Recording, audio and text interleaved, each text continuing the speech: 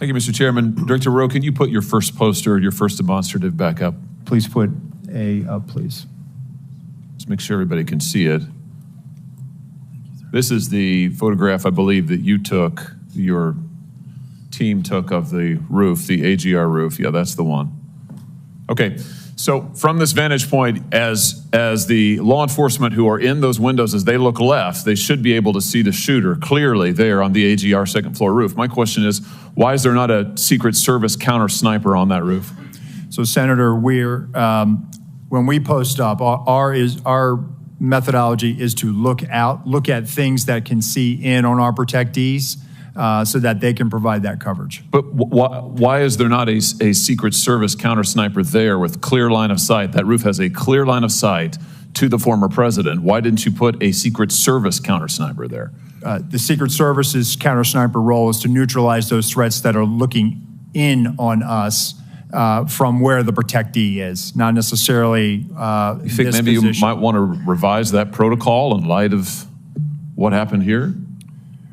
They were protecting the principal, and I think the principal got shot.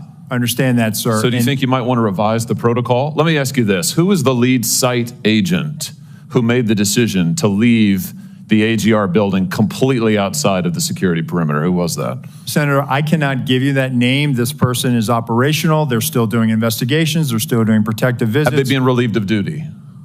Senator, they have not been relieved of duty. I know their name, by the way. Why have they not been relieved of duty? They are still cooperating, not only being interviewed by the FBI, but also by our Office of Professional Responsibility. And we will let the facts of the mission assurance and any further investigations play out. Isn't the fact that a former president was shot, that a good American is dead, that other Americans were critically wounded, isn't that enough mission failure for you to say that the person who decided that building should not be in the security perimeter probably ought to be stepped down? Senator, I think you're using the word decided, and I think we need to allow the investigation play out to include. So who did make the decision then? If it wasn't the lead site agent, who made the decision not to put that in the security perimeter? Senator, you're zeroing in on one particular agent. I want to find out exactly what was the entire decision process. So I think I want to be neutral and make sure that we get to the bottom of it and interview everybody in order to determine if there was more than one person who perhaps exercised bad judgment. Well, sure. My question is, why don't you relieve everybody of duty who made bad judgment? So yeah, you're right, I am zeroing in on somebody. I'm trying to find somebody who's accountable here. So you're telling me that the person who made the decision not to include this in the perimeter has not been relieved of duty. What about the person who's in charge of the interoperability of radio frequencies between local law enforcement and Secret Service? Has that person been relieved of duty? No, Senator, because interoperability is a challenge, is a greater challenge than just one person. On that day, we had a counterpart system. It failed spectacularly. As the person who made the decision to send Donald Trump onto stage knowing that you had a security situation, has that person been relieved of duty? No, sir, they haven't. Has the person who decided not to pull the former president off of stage when you knew that, in your words, the locals were working a serious security situation, has that person been relieved of duty? No, sir. Again, I refer you back to my original answer that we are investigating this through a mission assurance.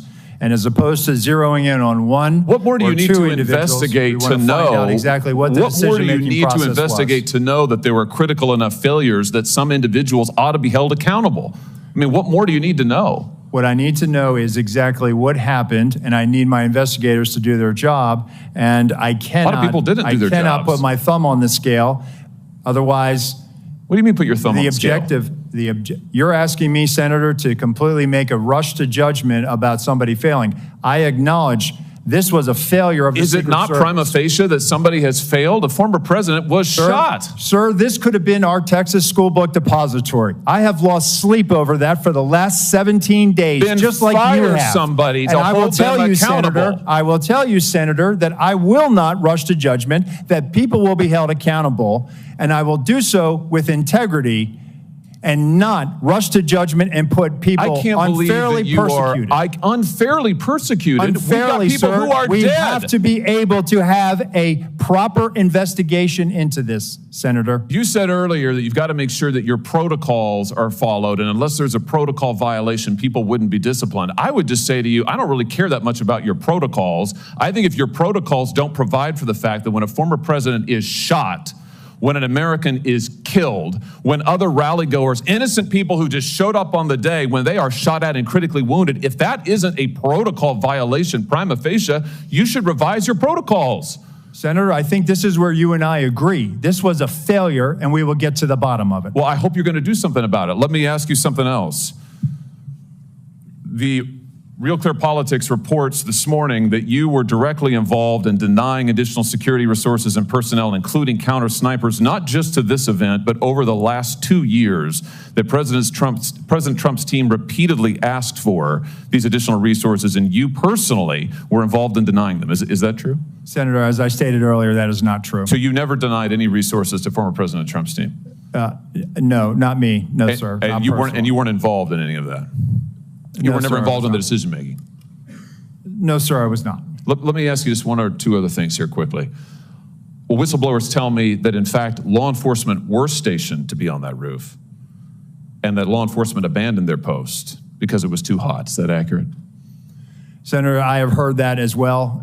Again, they posted up inside.